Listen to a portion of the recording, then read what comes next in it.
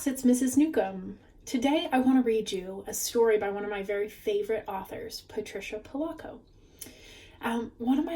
One of the reasons that I love Patricia Polacco so much is because she writes stories about herself. She writes about things that have happened in her own life.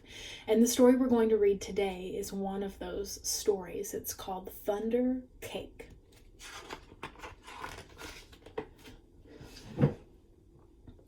On sultry summer days at my grandma's farm in Michigan, the air gets damp and heavy. Storm clouds drift low over the fields, birds fly close to the ground, and the clouds glow for an instant with a sharp, crackling light, and then a roaring, low, tumbling sound of thunder makes the windows shudder in their panes. The sound used to scare me when I was little. I loved to go to my grandma's house. Babushka, as I used to call my grandma, had come from Russia years before. But I feared Michigan's summer storms.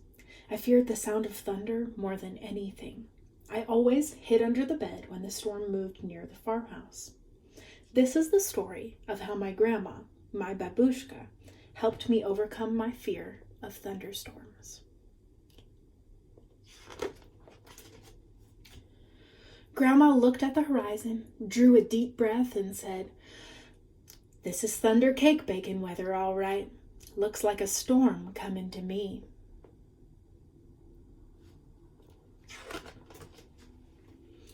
"Child, you come out from under that bed. It's only thunder you're hearing," my grandma said.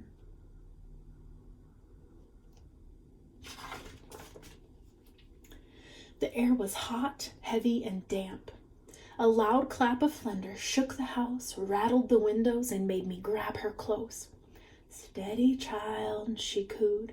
"Unless you let go of me, we won't be able to make a thunder cake today." "Thunder cake?" I asked as I hugged her even closer. "Don't pay attention to that old thunder, except to see how close the storm's getting. When you see the lightning, start counting real slow.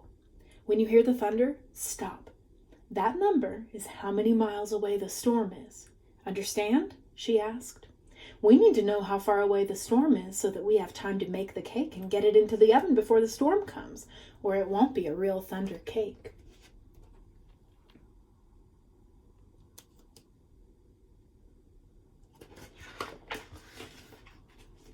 Her eyes surveyed the black clouds away off in the distance. Then she strode into the kitchen. Her worn hands pulled a thick book from the shelf above the wood stove. "Let's find that recipe, child," she crowed as she lovingly fingered the grease-stained pages to a creased spot. "Here it is, thunder cake." She carefully penned the ingredients on a piece of notepaper. "Now, let's gather up all the things we'll need," she exclaimed as she scurried toward the back door.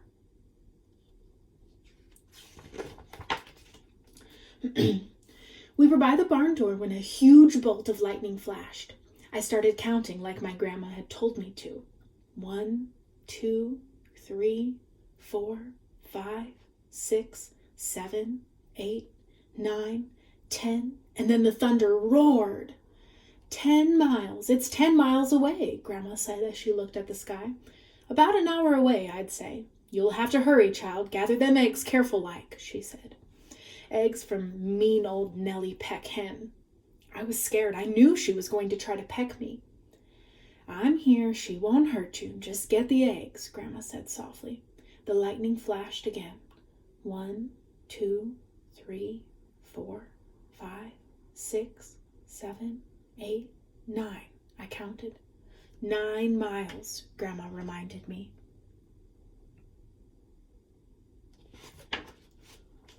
Milk was next. Milk from old Kick Cow. As Grandma milked her, Kick Cow turned and looked mean right at me. I was scared. She looked so big. Zip went the lightning. 1, 2, 3, 4, 5, 6, 7, 8, I counted. Baroom went the thunder. 8 miles, child, Grandma croaked. Now we have to get chocolate and sugar and flour from the dry shed.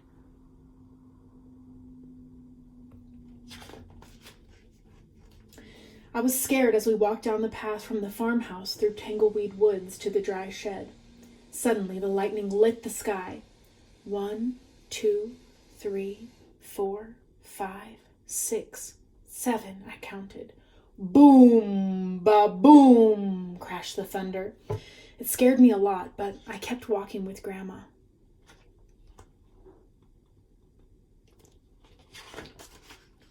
Another jagged edge of lightning flashed as I crept into the dry shed. 1, 2, 3, 4, 5, 6, I counted. Crackle, crackle, boom, kaboom, the thunder bellowed. It was dark and I was scared. I'm here, child, Grandma said softly from the doorway. Hurry now, we haven't got much time. We've got everything but the secret ingredient.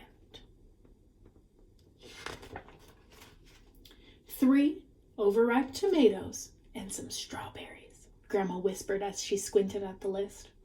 I climbed up high on the trellis. The ground looked a long way down. I was scared.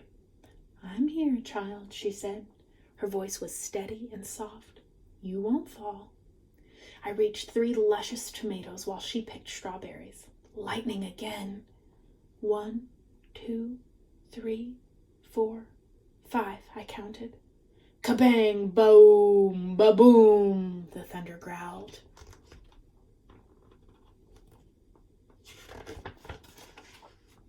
We hurried back to the house and the warm kitchen, and we measured out the ingredients. I poured them into the mixing bowl while Grandma mixed. I churned butter for the frosting and melted chocolate. Finally, we poured the batter into the cake pans and put them in the oven together. Lightning lit the kitchen. I only counted to 3, and the thunder rumbled and crashed. 3 miles away, Grandma said, and the cake is in the oven. We made it. We'll have a real thunder cake.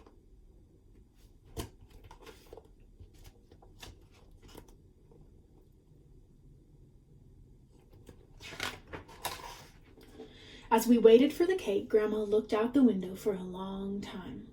Why, you aren't afraid of thunder. You're too brave, she said as she looked right at me.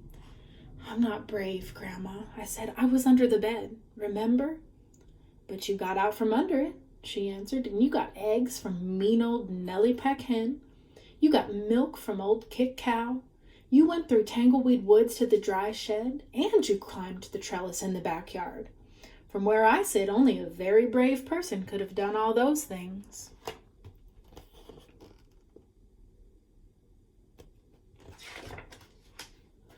I thought and thought as the storm rumbled closer. She was right. I was brave. Brave people can't be afraid of a sound, child, she said as we spread out the tablecloth and set the table. When we were done, we hurried into the kitchen to take the cake out of the oven. After the cake had cooled, we frosted it.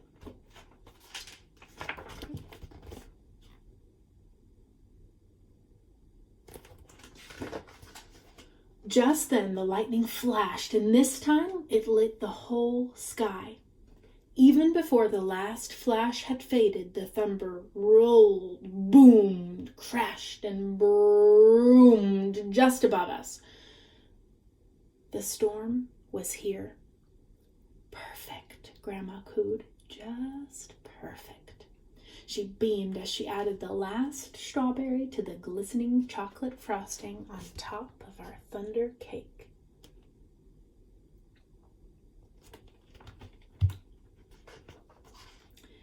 As rain poured down on our roof, Grandma cut a wedge for each of us. She poured us steaming cups of tea. When the thunder roared above us so hard it shook the windows and rattled the dishes in the cupboard, we just smiled and ate our thunder cake. From that time on, I never feared the voice of thunder again.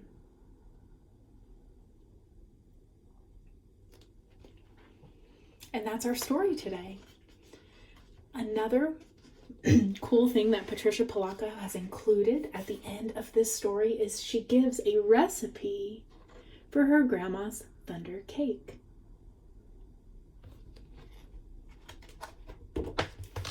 Thanks for listening, Hawks. Hope to see you soon.